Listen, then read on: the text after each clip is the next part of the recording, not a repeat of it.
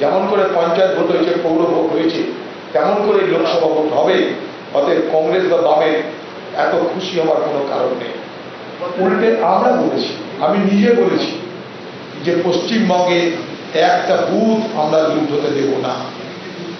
আমরা এই নির্বাচনটা রাজ্যের নির্বাচন কমিশনের অধীনে করছি না, আমরা এই নির্বাচন কেন্দ্রের নির্বাচন কমিশনের অধীনে করছি। সেই কেন্দ্রীয় নির্বাচন কমিশনের কাছে আমি 2 থেকে 3 দফা দিল্লিতে সাক্ষাৎ করেছি, তাদেরকে আমাদের তরফ থেকে ডেমনস্ট্রেশন দিয়েছি এবং তাদেরকে বোঝাতে পেরেছি যে বাংলায় পৌরসভা বা পঞ্চায়েত নির্বাচনে আবার পুনরাবৃত্তি করতে চাইছেন। অতএব এখন থেকে আপনারা সতর্ক। তারা আমাদেরকে কথা দিয়েছে যে আপনারা নিশ্চিন্তে বাংলার মানুষকে বলুন যে প্রত্যেকটা বাংলার মানুষ যারা ইচ্ছুক ভোট দিতে, এবং শুধু ইচ্ছুক না হলে তাদেরকে আমরা বোঝাবো যাতে তারা ভোট দিতে তারা এগিয়ে আসে। আমরা প্রত্যেকটা গণতন্ত্রপ্রেমী মানুষের ভোট নিশ্চিত করার জন্যই কেন্দ্রীয় নির্বাচন কমিশন বসে আছে, আমরা সেটাকে সুনিশ্চিত করব। সেই ভরসাতে যেহেতু একটা সাংবিধানিক সংস্থা আমাদেরকে প্রতিশ্রুতি দিয়েছে, সেই বিশ্বাসে ভর করে আমরা বাংলার মানুষকে বলেছি আপনারা যাকে খুশি ভোট দেন, কিন্তু ভোট আপনাদের দিতে হবে। ভোট দেওয়ার অধিকারকে পুনর্বার প্রতিষ্ঠিত করতে হবে। মানুষ পঞ্চায়েত ভোটে ভোট দিতে পারেনি, মানুষ পৌর ভোটে ভোট দিতে পারেনি, মানুষ লোকসভায় ভোট দিতে এগিয়ে আসুন, এই দাবি মানুষের কাছে রেখেছি। এবং আশা করি আগামী দিনের এই লোকসভা নির্বাচন তৃণমূল হিংসা করতে চাইলেও, হিংসা তারা করছে অলরেডি, তবুও তারা সেই জায়গায় যেতে পারবে না যেখানে নির্বাচনকে প্রহসনে পরিণত করা যায়। যেমন করে পৌরসভা নির্বাচন, পঞ্চায়েত নির্বাচন, পৌরসভা এবং পঞ্চায়েত নির্বাচনকে টিএমসি পার্টি প্রহসনে রূপান্তরিত করেছিল, আমার স্থির বিশ্বাস লোকসভা নির্বাচনকে টিএমসি পার্টি তাদের পুলিশ থাকা সত্ত্বেও, গুন্ডা বদমাশ সবকিছু থাকা সত্ত্বেও তারা প্রহসনে রূপান্তরিত করতে পারবে না। সেই লক্ষ্য নিয়েই আমরা এগিয়ে যাচ্ছি এবং আমরা ভালো ফল আশা করছি। আমাদের নির্বাচনী প্রতিশ্রুতি সর্বভারতীয় ক্ষেত্রে আপনারা পেয়েছেন। আমরা ন্যায় পত্র প্রকাশ করেছি, 5টা ন্যায়কে সামনে রেখে আমরা আগামী দিনে নির্বাচনে অংশগ্রহণ করছি। তার বুকলেট আপনাদের কাছে আপনারা পেয়েছেন, কারণ এগুলো সর্বভারতীয় কংগ্রেস কমিটির পক্ষ থেকে প্রত্যেকটা সংবাদ মাধ্যমকে আমরা বিস্তারিতভাবে জানিয়ে দিয়েছি। বাংলায় আমাদের নির্বাচনের সঙ্গে আরো যুক্ত করতে চাইছি আমরা। এ বাংলা দুর্নীতি মুক্ত হতে হবে, এ বাংলা সন্ত্রাস মুক্ত হতে হবে। আমরা এইভাবে আগামী নির্বাচনে বাম এবং কংগ্রেস, কংগ্রেস এবং বাম উভয় যে প্রার্থী সমর্থিত মনোনীত, তাদেরকে যাতে বাংলার মানুষ আশীর্বাদ করে, দোয়া করে, দয়া করে, সমর্থন করে, তার জন্য আমরা মানুষের কাছে আমাদের আবেদন রাখছি। এবং আমরা এটা আশা করছি যে এবারের ফল কংগ্রেস বামে যে জোট মানে আসন সমঝোতা করে যে নির্বাচনটা করছি, এটা খুব প্রোডাক্টিভ হতে চলেছে, খুব ফলপ্রসূ হবার আমরা প্রচন্ড পরিমাণে আশা রাখছি। ফলপ্রসূ হবে আমাদের এই আসন সমঝোতা এবং তার পরিণামে নির্বাচনের ফলাফল।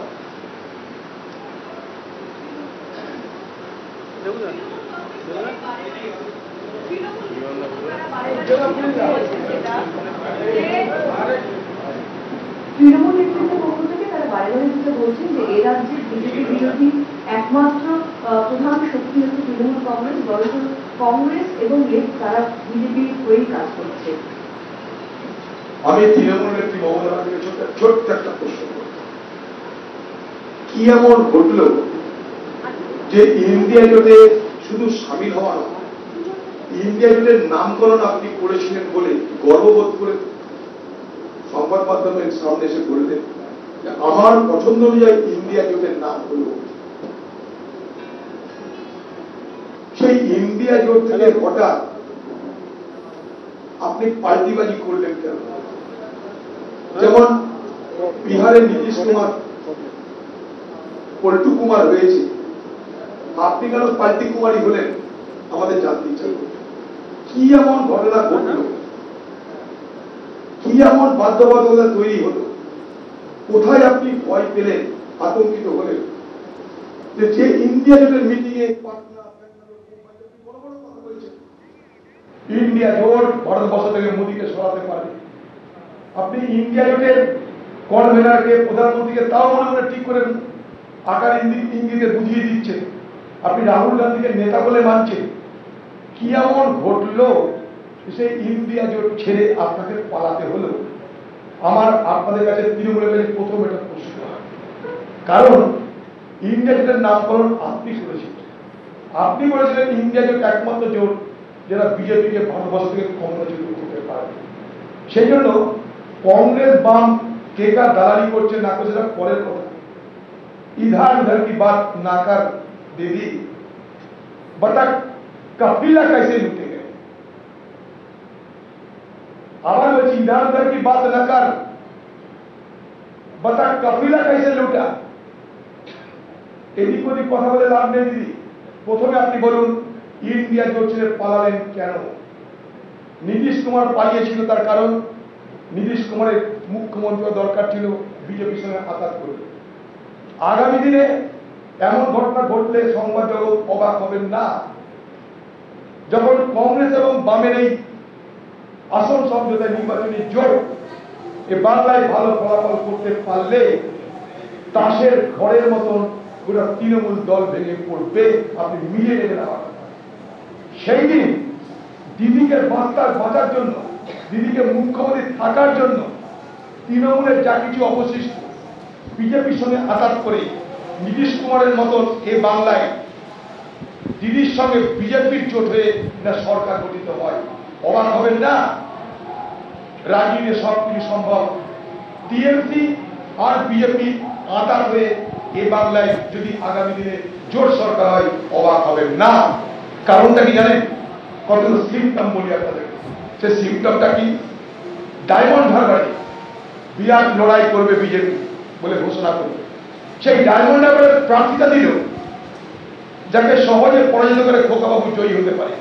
এটা সমঝোতা, এটা আসল সমঝোতা বলে আমি মনে করি। তাই দিদিকে প্রথমে বলতে হবে, আমরা কার দ্বারা সেটা পরের কথা। ভারতবর্ষের মানুষ জানে একমাত্র প্রতিদিন নরেন্দ্র মোদীকে আক্রমণ করতে হয় রাহুল গান্ধী।